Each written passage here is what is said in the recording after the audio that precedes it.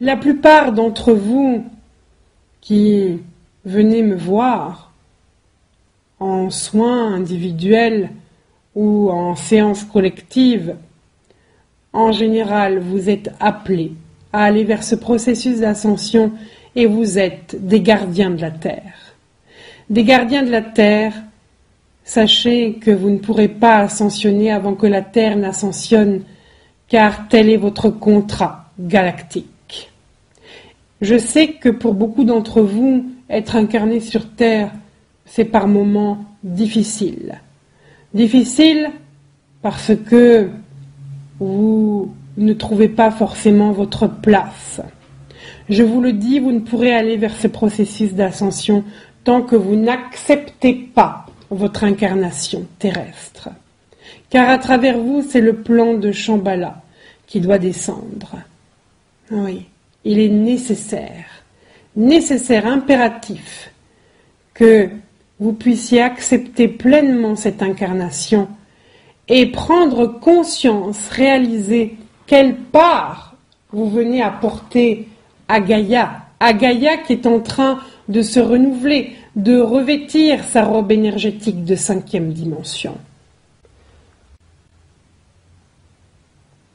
Oui, vous êtes en train de collaborer pour installer une planète nouvelle dans d'autres fréquences.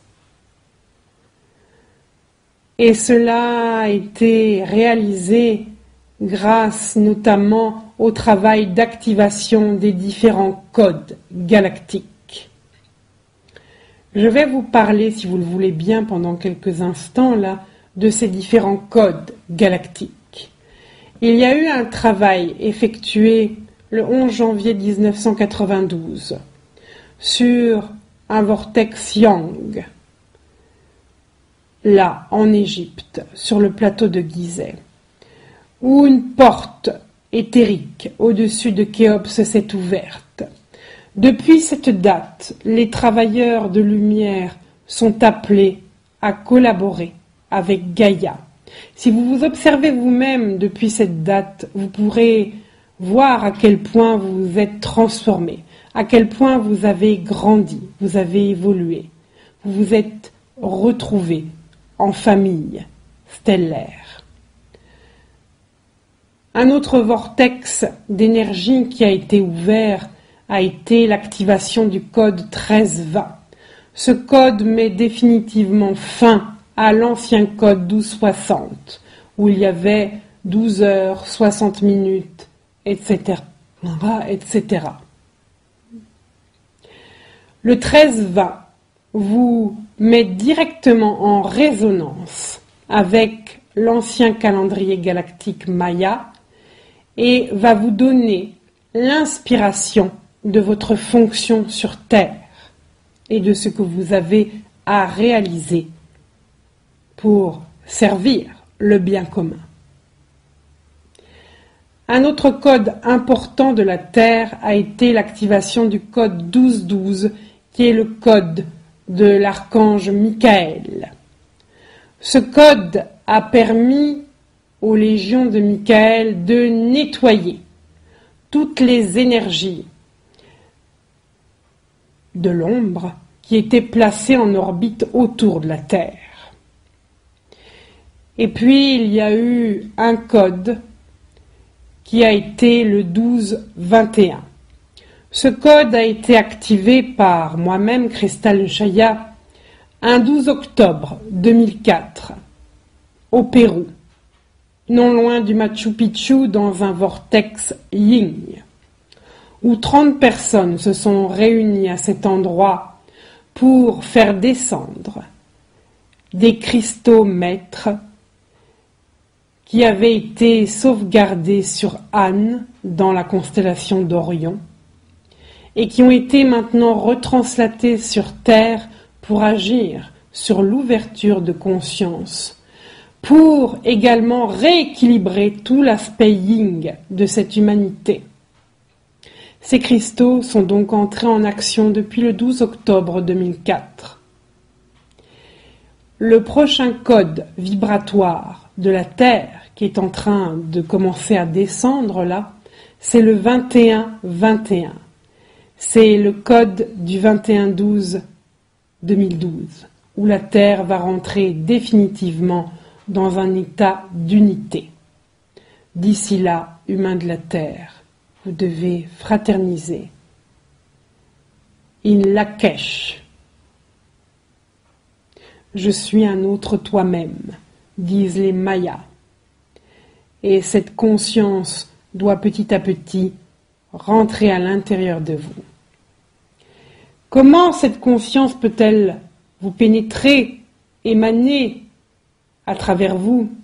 Eh bien, tout simplement, si vous décidez aujourd'hui de servir le bien commun, si vous décidez de prendre en compte vos besoins, et non vos désirs éphémères, mais vos besoins et les besoins réels de cette humanité, de cette planète, eh bien tout ce que vous allez créer va servir le processus de vie. Prenons un simple exemple. Aujourd'hui, vous avez besoin de véhicules pour vous déplacer. Vous avez créé des voitures, des trains, des avions, etc. Tous vos véhicules sont polluants et vont au détriment de votre planète, puisqu'ils produisent du CO2. Demain, vous créerez certes de nouveaux véhicules, mais dans le respect du bien commun et de votre planète. Et vos véhicules ne seront plus des véhicules polluants, mais des véhicules à énergie libre, à énergie respectueuse, pour le bien de tous, pour la pérennisation de votre race. Voyez-vous, pour entrer dans cette conscience du nouveau, demandez-vous à chaque instant ce que je fais, ce que je pense, ce que je dis. Est-ce que cela vient servir le bien commun ou est-ce que cela nourrit d'anciennes peurs, d'anciennes croyances, d'anciens systèmes? Il n'y a qu'un seul pouvoir humain de la Terre, le pouvoir de l'amour. Et celui qui veut servir cette planète doit apprendre à devenir roi sur lui-même, maîtriser ses émotions, ses instincts. Tout cela, je veux le partager avec vous dans les enseignements que je dispense. Oui. Aujourd'hui, peut-être, allez-vous me découvrir pour la première fois, mais ce n'est pas la première fois que je me suis rapproché du plan Terre. Sachez que si je me suis rapproché à nouveau de cette planète, c'est parce qu'il y a urgence. Urgence pour vous et urgence pour nous. Pour la cohésion des différents univers. Et votre planète, dans le futur, deviendra une planète d'harmonisation, une matrice de création pour de nouveaux univers. Voilà ce que je vous dirai aujourd'hui. Sachez que vous êtes accompagnés par les maîtres d'ascension. Vous êtes accompagnés également par l'esprit du 7e rayon,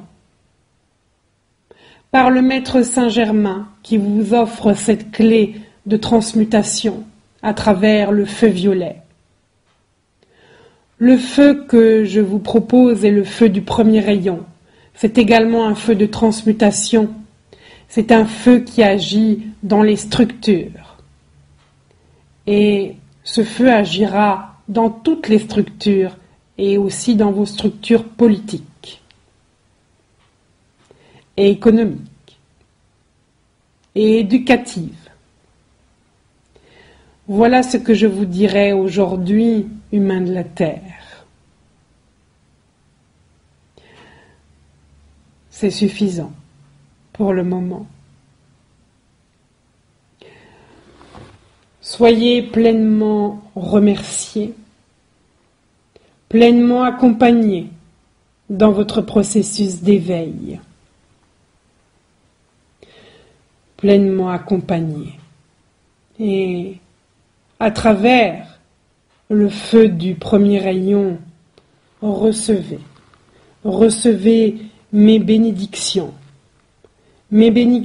pour votre planète, pour votre humanité, pour le grand un, pour la source première, là dans cette source où nous nous retrouvons. Soyez remerciés et bénis.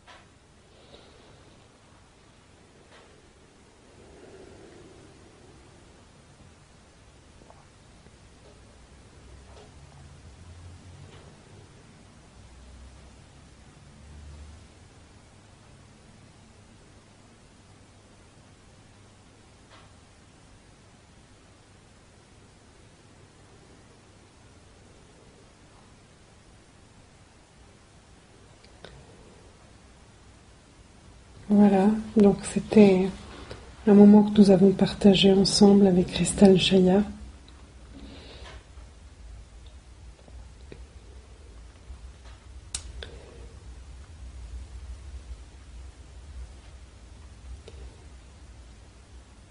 Je vais peut-être quand même vous présenter aussi ces objets qui sont avec moi. Ces objets sont vibratoires.